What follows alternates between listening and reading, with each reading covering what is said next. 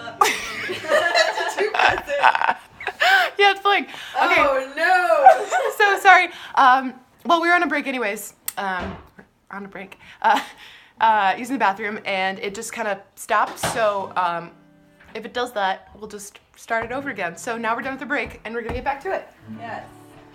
Yeah, buddy. All right, who's going next? I'm going next. All right, sick. Number 6, Yes. social support. Oh, yes. Okay. Anytime Oh my gosh. you're ready. Okay. Just try to breathe. I've been like out of it all day. Okay. So. Go for it. Okay, so number 6 says, what exactly does it mean to offer social support? So, looking at Kaufman, there was like a lot of stuff on this, but one of the things that I thought was the most interesting, this doesn't have to frame the discussion, I just thought it was like a point to start out with, was just to say that like, I realized that he pointed to a lot, like, it was all based on perception. So, social support, let's see, was defined by Schumacher and Brownell. Social support is an exchange of resources between at least 2 individuals perceived by the provider or the recipient to be intended to enhance the well-being of a recipient. And so, yeah, just there, and then in other places, was just pointed out that the emphasis is on perception. So, like, I don't know, I immediately thought of, like, I was just checking if it's still running. So, like, you know, my experience of something like social anxiety, and that it immediately decreases when I'm actually, like, face-to-face with other people, like, receiving feedback, and just feedback and interactions in general. So, like, so much of, like, what social support means is based on how it's interpreted, and how you're interpreting it as you're, you know, perceiving yourself as giving social support. And so, yeah, there was like a lot of interesting things that he kind of just, is he right? Yeah, he said about it, but like, I really liked the words that he kept using, in like, what did I say here? Like validating, nurturing, it's like a reassurance of worth, feeling cared for and valued. And so, like, there's a million different ways that my mind kind of went with that, but, like, I was like, that's important, like, you know, in a church setting that, or really any setting where you're, like, you know, in social interaction with other people, it's, like, important to feel like you're a part of it. He said, like, a part of that. And then, yeah, so I thought it was interesting, too, because, I mean, definitely, he starts out with, like, biblical allusions to, like, social support of, like, you know, the importance of gathering together, not just, like, for someone's individual faith, but also for, like, the better benefit and bettering of, like, group dynamics. So, yeah, that it's, like, you know, there's power and importance to believers gathering, but also he mentions that there's, like, immense research with empirical evidence. And so I thought that was cool because it's almost like, it was like the other way around, you know, like how we, in our faith, I feel like try to validate psychology. It was like, here in the psychology community, it's like, faith is validating our researcher. Like, he was actually saying, let's see. Well, like, he talked, I don't know, I wrote too many things. But yeah, basically, I thought that was just cool. And so I guess social support, I was thinking about what he said about perception, and even, like, the feedback that we get from directly being with people, and that meaning, like, being translated to us as social support. I thought, like, oh yeah, that's a really concrete example of social support, but, like, everything is based on perceptions. I was like, that's perception too, is, like, I don't know, I was getting really meta, so, yeah. But basically it made me think of CBT, and, like, just in my own experiences too, just, like, I don't know, in that sort of method, just the interaction of thoughts, feelings, and behaviors. So, like, social support influencing those things. Like how our thoughts can influence our feelings, which influence our behaviors. And just, like some of the other questions that I looked at kind of addressed like why it's important. I think this question just says like, what is it? Yeah. But there's a lot more to be said about like specific data in terms of like when it's like too much and like the dynamics, between different demographics and like, there's so much here. So, but if anything resonates with you that you want to jump into.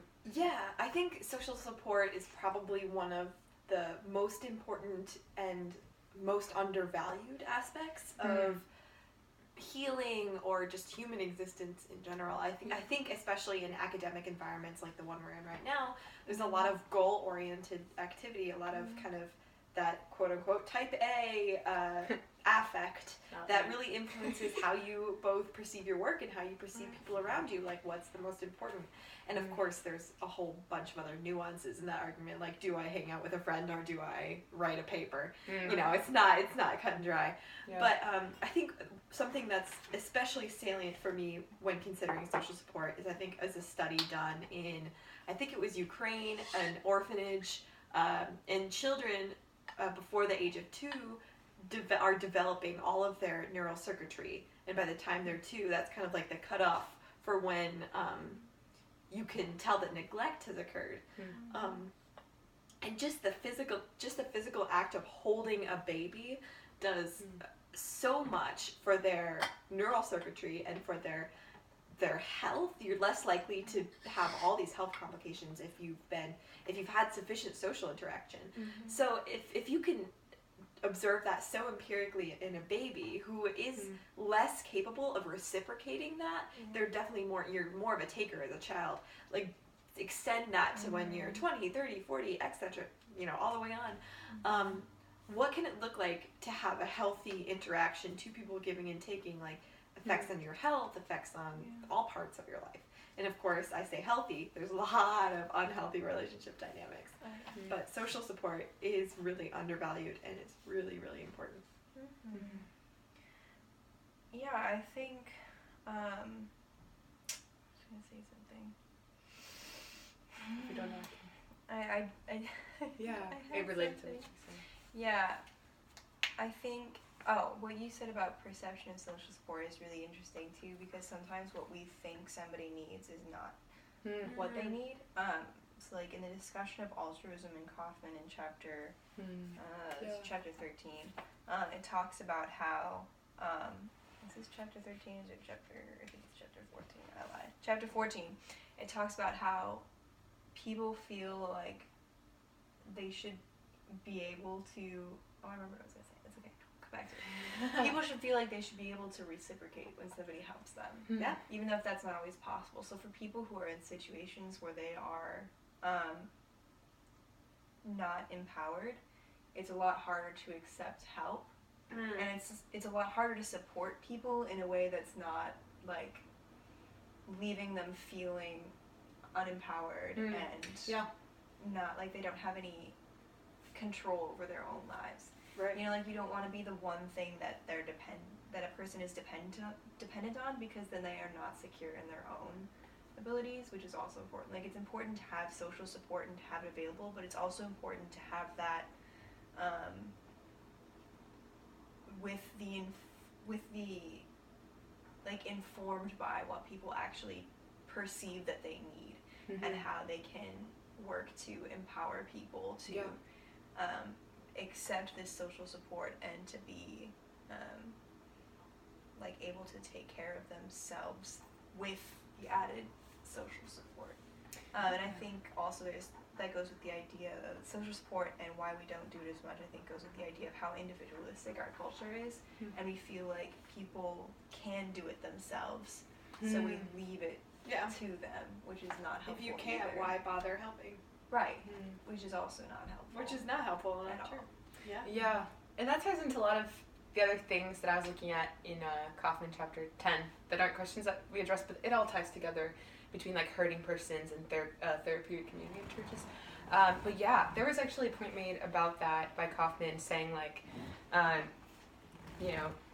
that they're, like he's saying, that there's like a warning against just like helping people only when they're in like obvious need or in crisis, and that it really should be ongoing. Social support should be, and that just that makes me think a million different things, because I've really been interested personally lately in discovering like different things about attachment theory and in my own family background, and talking with my therapist, and like her just mentioning too, like people's different like conflict approach management styles, and like even though I'm very emotional and can be very direct when I'm like, you know, comfortable, whatever, my family was just very like, okay, Here we go. for like, okay, Big question. yeah, very like non-emotional and like non-direct, and so like knowing those backgrounds about people, like should say like we should focus on strengthening skills, like teach someone how to fish, not you know, just give them a fish. Right. So Setting people up for success. Yeah.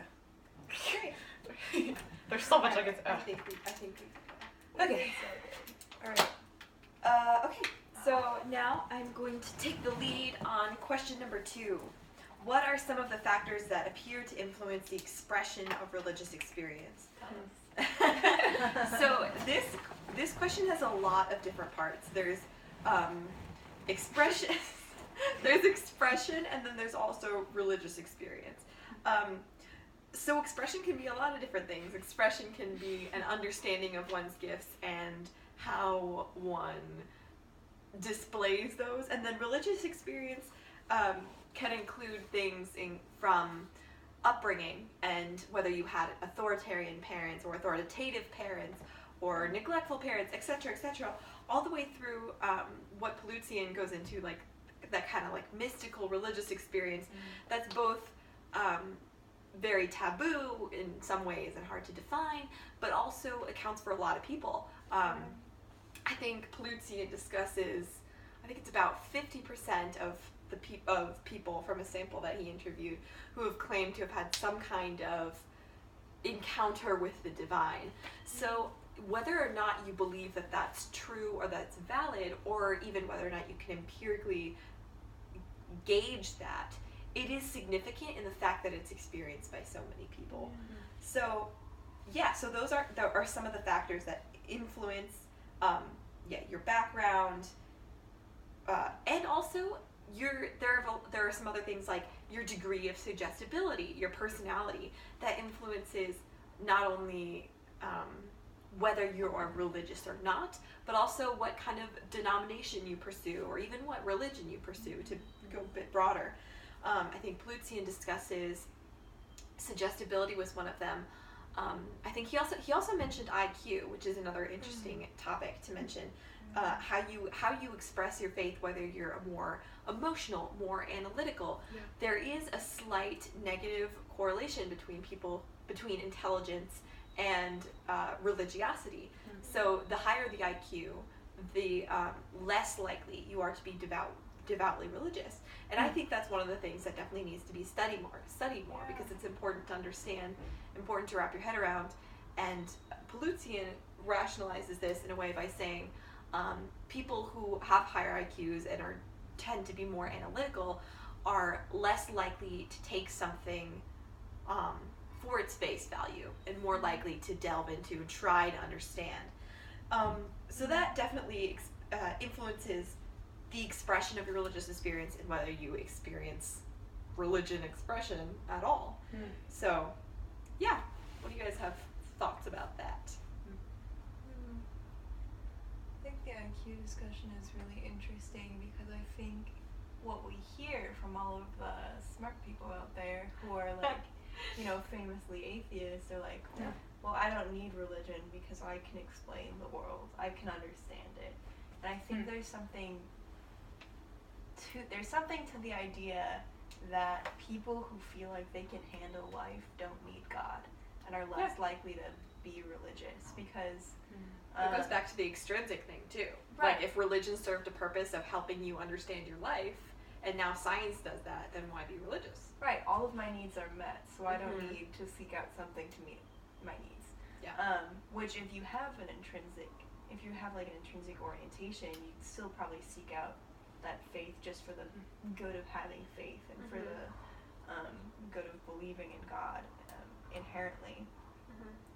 So I wonder if people just tend to be, like, people who are religious and more intelligent tend to be more intrinsic because they don't need, like, they don't have all of these needs. Like, I think it's similar to the idea of, like, in the Bible, how it talks about it's harder for wealthy people to get into heaven because I think part of the idea behind that is, like, they can just buy their way into a happy life. And it makes it easier to not think about the life to come. Yeah, this sounds random, but it goes back to that like expression of religious experience and like what influences that. I found it really interesting, like in this class, like we'd explored it in like my neuroscience class, but like talking about when people are like out of touch with reality or certain like, you know, if they're experiencing like psychosis or something, and how often like faith symbolism comes up, because I'm a big fan of this singer, this New Zealand singer. Her name's like Aldous Harding, and she's had like a traumatic past, and all her songs are really sad but really beautiful. And I was just like learning more about her, and her style in some ways was described as like gothic folk, and in some of her songs it's so confusing because I'm like, what is this about? But it uses like imagery, like the Virgin Mary hangs on the door, and like there's stuff that sounds very archaic of like blood and knife and like going to the slaughter, and like my baby is like, I don't know, like she just sings and it's like very, it feels like it transcends time, but like she talked personally about why those things are included, because people are like, what does this mean? And, you know, wanted to keep that ambiguous, but basically it was saying like they just kind of felt right to express my emotion at that time that I wrote the song, and I was in psychosis. And so, yeah, I just found that fascinating, thinking like how those things are tied together and how you can, that's like a pretty common way to describe, and like it comes up really instantly to influence like how we express our connections with those things. So. Religious symbols have they carry a lot of weight, you know? And it's just something, like it invokes a lot of, like the symbol of the cross stands the test of years and years and years because it invokes such a powerful response, and there's so many ideas behind it, even beyond the actual event of the crucifixion. Like it represents that, of course, but it also represents the Christian faith as a whole, which is fascinating how much weight these symbols can carry and how we turn to them. And I think it's also interesting how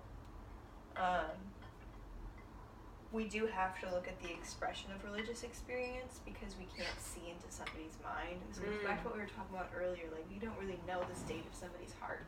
We just know how they act and how they express that.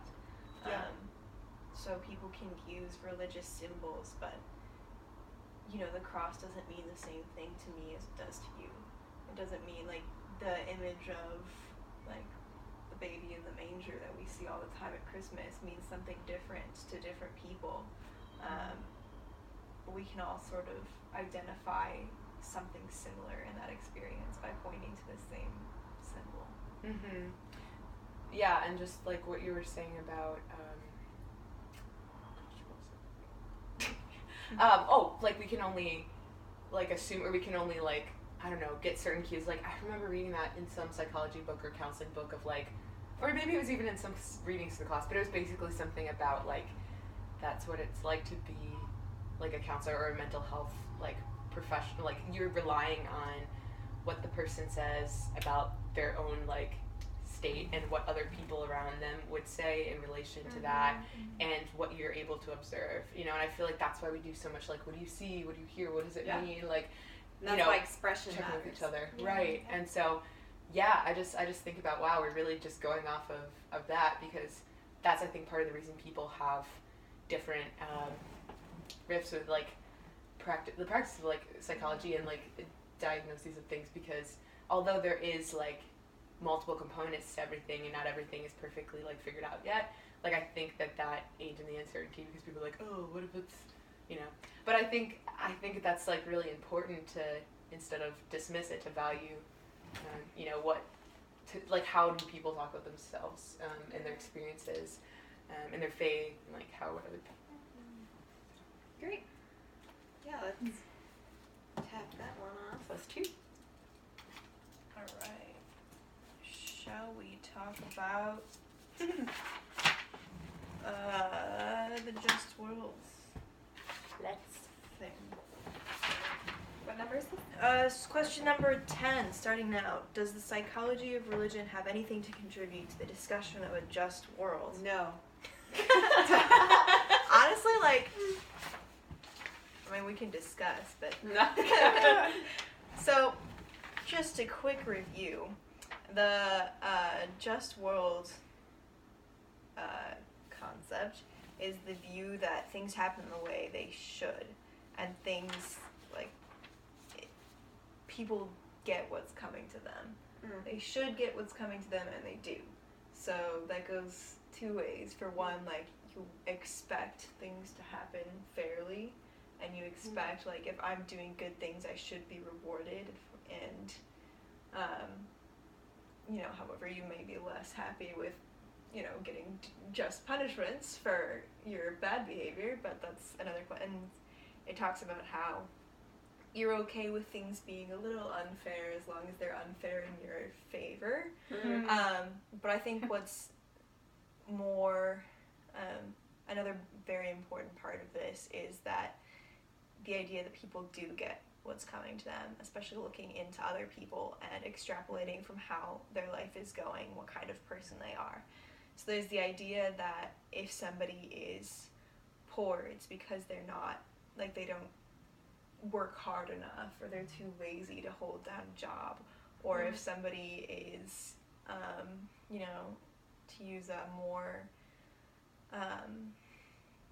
you know, an even more salient example is the idea that if somebody is abused or if somebody is assaulted, it's because they acted a certain way that made it, that welcomed it, which is awful and horrible and just leads to victimization and, like, further victim blaming. And so in a lot of ways that hypothesis is, I find it to be completely invalid and leads to horrible conclusions about people and who they are. And, you know, I've seen in my own life people just make assumptions that somebody deserves to be where they are, and that just puts a paralytic on action, because why would you do anything to help rearrange the social structure that allows hundreds and thousands of people to be living in poverty and to be living in oppression if you feel like they deserve it?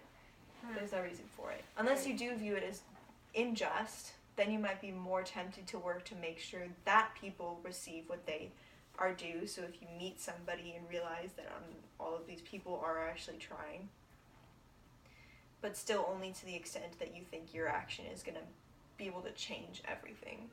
So I think it just makes it so much harder to act, because people feel like either there's nothing to be changed, or I'm not going to be able to change anything, so why should I even try?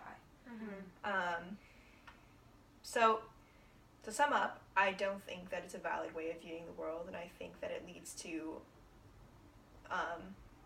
terrible ways, and I think that the Bible clearly rejects the idea that people always get, like, punishment when they're bad and, you know, while on earth, like the retribution, like it talks about in the book of Job.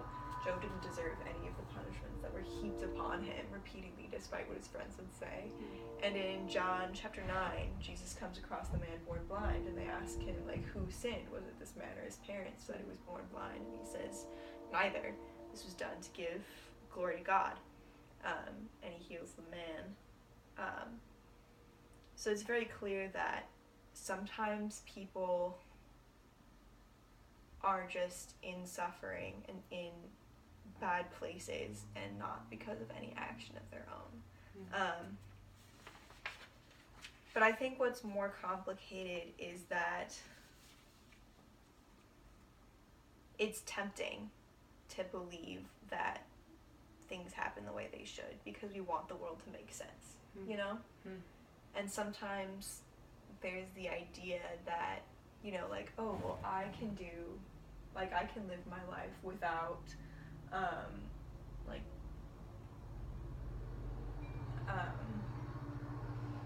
like, I got a job, so you can get a job, or I was able to go to college and do all these things, so you can do it. Whereas we're less likely to think of some of the external factors that are out of somebody's control. So I think it's, like, even for me, who thinks this is not a valid way to view the world, I think I'm still persuaded by this idea that, you know, to some extent, people deserve what they get. Yeah. I mean, furthermore, a major contribution of the psychology of religion is that kind of afterworld aspect, is the concept of some kind of understanding or retribution that will happen after our time here on Earth. Because the reality is, someone with a firm belief system say, why did this person extort me for all of my money or do all of these things? I get some satisfaction knowing that after death they will be punished. Yeah. And I think something that I've learned in my international relations courses as well is that we, living in the United States, there's just injustice abounding. But in a lot of other, we haven't experienced genocide in our country for a long time. We haven't experienced a war on our land for a long time. There are people who want a just God, who want a God, want a violently just God. And I think a lot of times we focus more on mercy than we do on justice because it's nicer. It's nicer to think about. So I think religion has a lot to contribute to this discussion.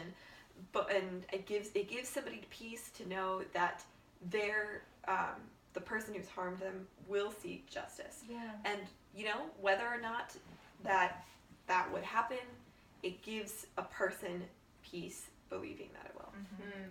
Yeah. I think, sorry, just to go off of that real quick, I think one of the problems of the way that, you know, like, I've experienced people viewing the world as just is that they put, like, they think that justice has already happened and don't see how it hasn't. You know, like, it's, of course we want justice for people who are, you know, committing violence and who are oppressing people. Of course we want that, but we view as, like, what's already happening and the results of oppression as justice rather than what should happen. Yeah, this reminds me of, like, a lot of different classes. I mean, mainly the one that I think about is my early American Lit class last semester with Dr. Kreiner. She's great. But basically, we looked at different texts about, like, I don't know, it just leads me back to perspective, because when there's, I mean, like, literature is embedded in history, and so thinking of that as an English minor, it's like, we're reading stories of, you know, like, early settlers and, like, Native Americans and stuff, and, like, perspectives, and, you know, just the way that you orient your world. Like, if you're privileged and you come and you conquer and you have those things, that ability, but you already see yourself as, like, you know, we're the Israelites and this is the promised land and we gotta kick these Egyptians out or whatever. Like, you know, that's, like, not, that's, I mean, it's dangerous, you know, because, like, what if the Indians were, like, you know, if they, you know, like, it just, depending on what you believe about where your place is in God's work, and what, you know, if you use that to justify what you do, if that, you know, is hurtful, and if things land in your favor, you know, what does God intend, what does God want for all of that? But yeah, I think that reminds me of that. And then just, we really sat in class with reading a lot of Jonathan Edwards. And I mean, we've all read before Sinners in the Hands of an Angry God, and we were supposed to read that again. And we read other stuff. I love his other stuff too, but, like, we really sat with the Sinners in the Hands because, you know, our prof was asking us, like, what do you guys think, you know? And it was that whole point of, like, we don't think about this aspect of God enough, but, like, there is some truth in that. And I feel like I've been seeking that out here at college, like, just over the years, just about God's will, like, thinking of ways to explain it, and not so much to be, you know, succinct, but to be, like, almost, like, it's unsolvable, and it's mysterious, but, like, here's a way that, like, I've made sense of it, of, like, just metaphorical language, and I've really spent a lot of personal time on that. But yeah, that's just something I think of, and perspectives as well in my like Imperial Japan class, thinking of global issues, thinking of, like in relation to this world, how do we orient our position of God and what He's doing? Yeah. To sum up, we see that justice has happened, want mercy for ourselves, and should be looking for justice to come. Mm-hmm. Is that still recording? Yeah, I think so it is. that's what to say about that. All right. Do you have another one, or are you done? I'm done. I have one more. I do too. Okay, Yeah. so then it'd be me. I was just curious if she did. Yeah, and that's still going on. You can see the tiny little white. Yeah. Okay, it looks different. Okay, I just keep going. Yeah. Just because I want this to go.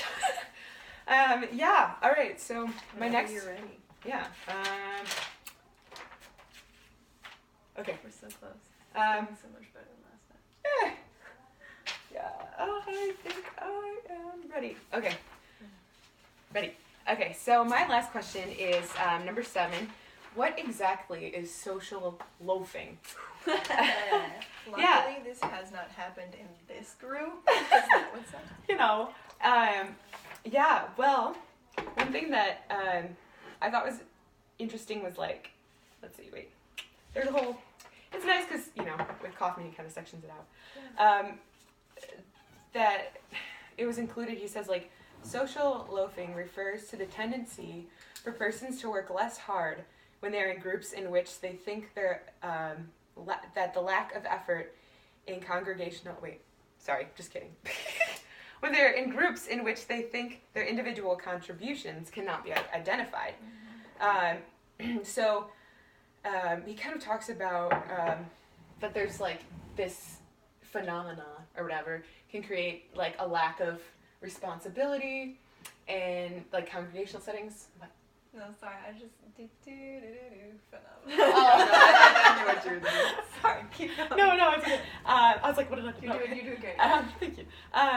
Yeah, so no, it's just thinking about lack of effort in congregational settings. It made me think of, like our church environments, you know. I wanted to say, like what's your church like? Because for me, I think about, like, my parents in leadership. They're, like, shepherds, and they're, like, elders in the church. And my mom's also in, like, the prayer team, and I do, like, drama team stuff part-time, like, sometimes.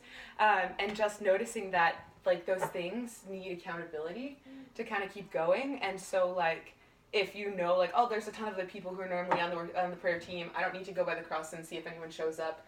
I'm just going to go, go get my child, or I'm going to go talk to this person first on my way there. And then, people might awkwardly stand there and wanting prayer or feeling dumb because no one's around. And so, people will sometimes spontaneously join in, but that's, like, there's an accountability there. Or in, with, like, drama team, like it's so easy to think, oh, there's other people around, but I was, I volunteered for next week because I was like, they need people really bad. And, and that's why I think when I was leading worship as a worship leader this summer, there's things like Planning Center, to keep people accountable, because there really is that need, especially as the church is, like, bigger. I feel like, and Kaufman just points out a few things that, like, the more difficult that a task is, the less loafing there is. So if something's perceived to be, like, an easier, like, assignment or, position, then they're like, oh, well, it'll get done.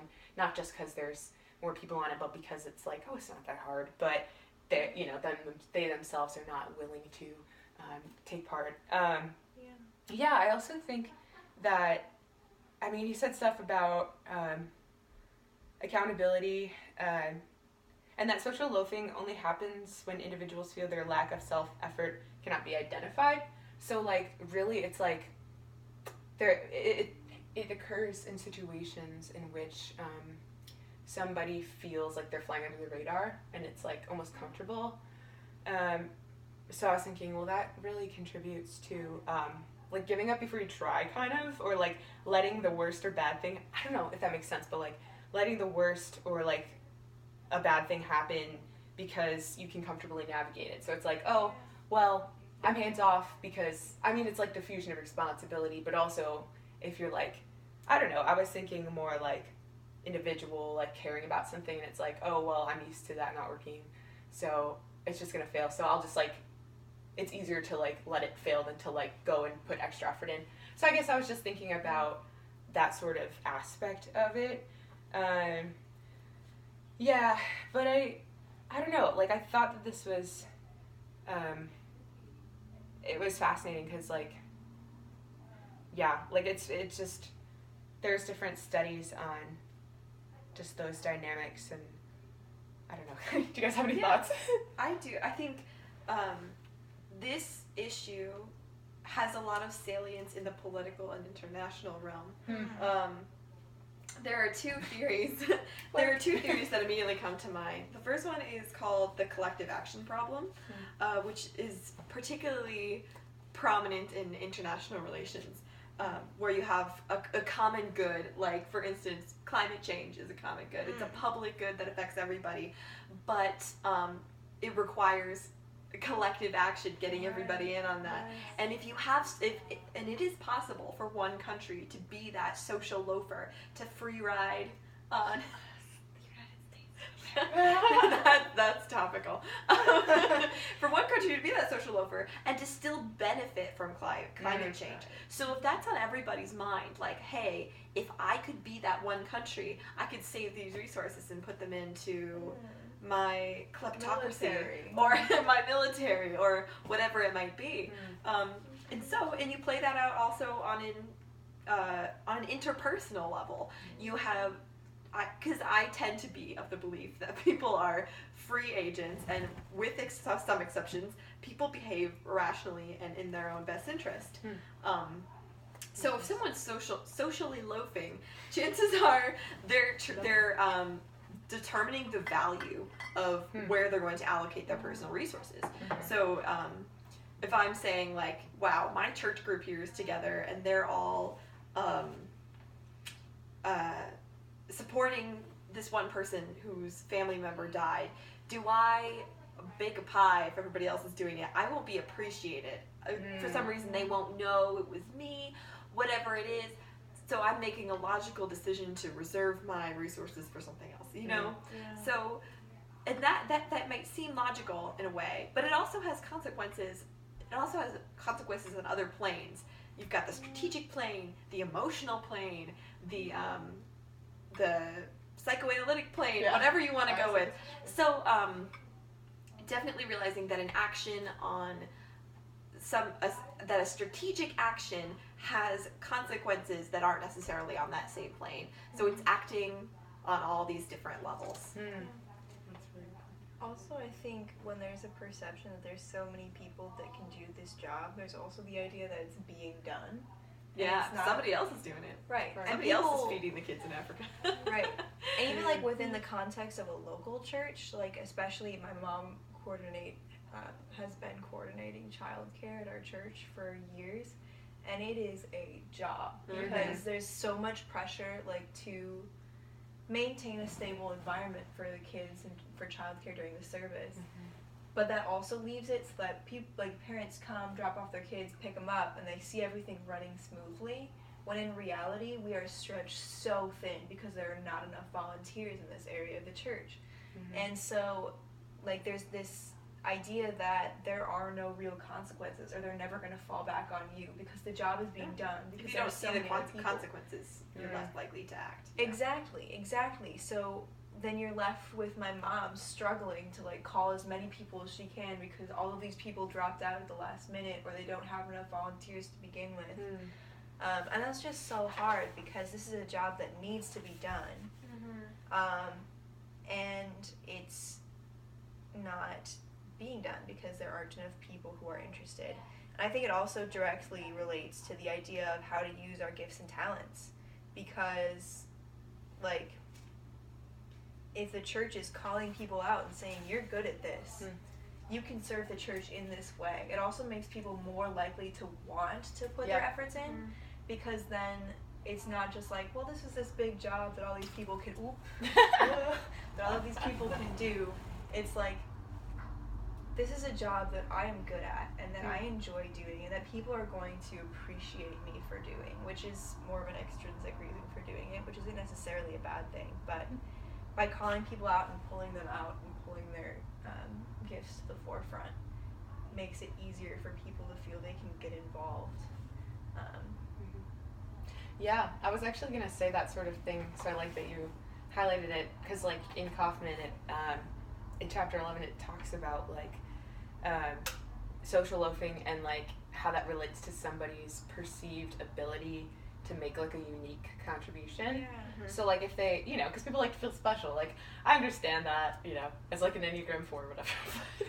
But, like, you know, in some sense, you can, people like to believe, like, hey, like, there's some way that I can contribute. And so, I guess, the question can be, how can we do that?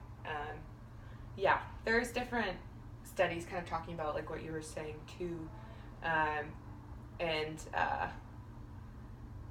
it says, like, even if they believe that they're making a unique contribution, they'll tend to work just as hard even if they're working alone, right? Or like if they're working alone. So, okay.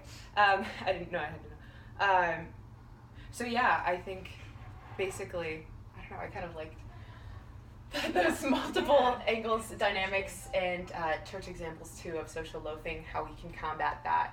Yeah. Great. Oh, all right. I think we have one more question, right? Yes. Yeah. Wow. All right. It is 8:10. Okay.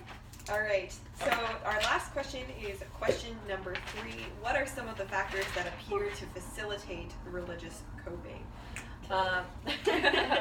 This one is really, some of these are more theological in nature and philosophical in nature. This one's explicitly psychological, which kind of gets, I like psychology. There's some reason I'm taking this class. I'm the only one from this class that feels that way. I know you can't relate, but... Can't relate,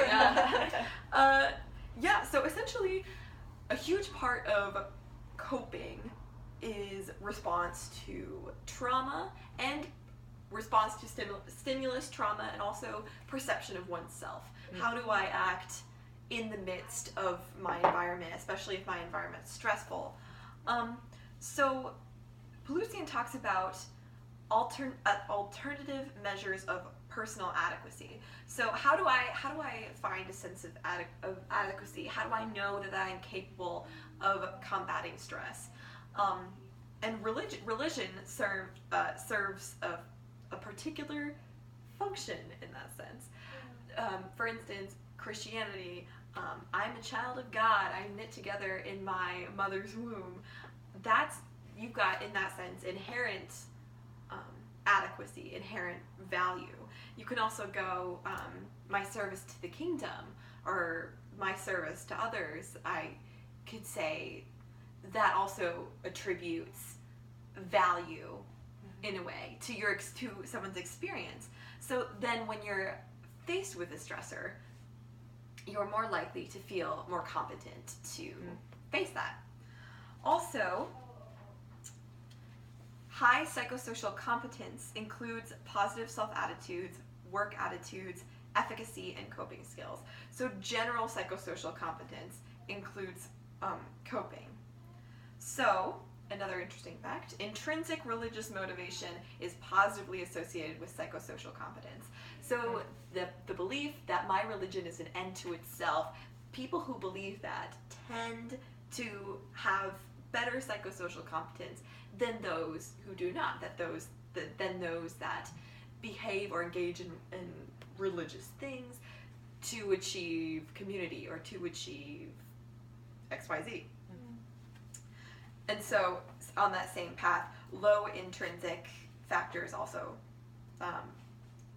low intrinsic factors, but also frequent churchgoers still leads to that low competence. Mm-hmm. So being in that church environment doesn't necessarily, lead you to competence. But what I found was especially interesting regarding coping is that Pelusian qualifies, kind of toward the end of his argument about coping, that one's competence at coping might not be directly related to their religiosity. And I thought that was interesting after a whole argument about religiosity and its relationship to one's coping strategies, that he would qualify it in that way. And I think it's true. There may be general correlations, but I think there are so many exceptions that it's important not to take those correlations right at face value. Mm-hmm. A lot of nuances within religious communities. So, there's another thought. And then, just to kind of conclude, he talks about a study from Parkament and Park surveying a large amount of literature regarding religiousness, mental health, well-being, and coping. Religious people faced with stressful life situations do not appraise their crises as less threatening or harmful than their religious counterparts, necessarily. So it's like if two people are faced with a bus that's about to run you over, you don't appraise. That's a little bit different, but it's not like you're going to praise it differently. Yeah. But the consequences might be different. Like, oh well, if I die, I'm going to heaven, or oh well, if I die, So yeah. So it's not. There's after effects that are different. So it's not like the stressful situations change. Yeah, yeah, and like going back to that thing about like, I don't know, like amount of faith or like religiosity. You were saying something about that, Palutin saying that doesn't necessarily correlate with someone's ability to cope. Mm-hmm. Yeah, I feel like that also, it like makes sense to me, because like while I'd like to think like, oh, coping, that's just how you're, like your framework of like how you see the world and like how you're able to move on. I feel like faith is kind of like a front runner for me in that sort of situation, but at the same time, it also, like, I get that and I believe that more than that other view, because I like to think of everything as like interconnected, and it kind of ties to that whole like, our faith commitments are complex interactions between, like biopsychosocial, spiritual factors. And so I was like, well, that's true. There could be somebody who, like the measure, it's not like their faith that's getting in the way. Maybe it's like their perception of like reality, or, something psychological or chemically. It could be, I don't know, like there's other factors there. And so that was something that I kind of thought of in that sense. And then I feel like this kind of sums up what you were saying. So I don't know if it's repetitive, but it reminds me of one of the other Buckmanisms that I didn't use in my thing, but I think just relates to everything. But it, that successful coping often appears to be related to social support, sense of efficacy, and sense of meaning and purpose. And so it's like, it's trifold, and just, thinking about the different poles of some of those things and how they can affect your coping in like a religious environment or way. I think those three things speak to why religion may have a positive influence on coping strategies, because religion in its purpose is supposed to provide all three. A sense of efficacy in that, I can do all things through Christ who strengthens me. Like maybe not, everything I do is going to be a huge success, but in the long run, God works through our lives to provide some greater purpose. It's not just like futile actions into nothingness. There are real reasons for it, and also like a sense of purpose. Like there's a God that we're working to, like we're working in the image of a God who is good, and we're working towards the eventual end goal of going to heaven, and we're working towards the goal of bringing God's kingdom on earth best we can. And also a sense of community is so important in religion, and this is like for various religions. There's a sense of like having a religious community in a church or a temple or any place of worship, and beyond that, interacting with fellow believers and interacting with people who understand the world the same way that you do is really valuable. And having these people who not only support you by coming around you but also by acting physically in your life if you need it, like providing a system of people who are there to help you out when you need help, and people who are praying for you, people who are keeping you in mind, and having a community that can rally around a certain cause is really helpful. So I think that that's one way that religion can be very helpful, and that it actually works to provide all of the things that are proven to be helpful in coping. Right, and I was thinking of that too, like what does social support mean, if it's in a religious context in the church, and I was also realizing, like, because I just kept thinking of it as like, oh, it's how people are making me feel supported, but I feel like a sense of coping and a sense of purpose, which are even some of the other of the three, can really be fueled by socially supporting other people, you know? Like there was, I don't know if it was in the Kaufman reading, but I was reading something lately about, you know, like we're allowed to really feel the full extent of our burdens and mourn, and like God says, like it's biblical that we can like, you know, lament, but that the Psalms were not meant to be read like in solitude and like isolation, and that they were meant to be read out loud to like, you know, the community. And I was like, wow, what if we did that at our church? What if we just like took out, you know, or we just like shared from our hearts? And I think our church does do a thing where we'll like say like, or they'll bring a microphone around or just yell out or just pray out things that you're thankful for or things that God's been doing. But like, I was like, how often do we speak honestly about our pains? And so I was thinking the reason that the Bible affirms and goes into depth about the anguish that humans experience and lets us experience that, which can be cathartic, is just the fact that you're not doing it alone, because you have others around you who can, you know, like pick you up when you fall down, and you have each other's backs. And so social support can mean a lot of things in that context in the church for coping. Yeah, great. That's our show. Wow. Like a bow. Now we find out that nothing recorded. I know. I was literally putting the whole time. Could you imagine? Oh, yeah. Wait, please. She's still going. Hey.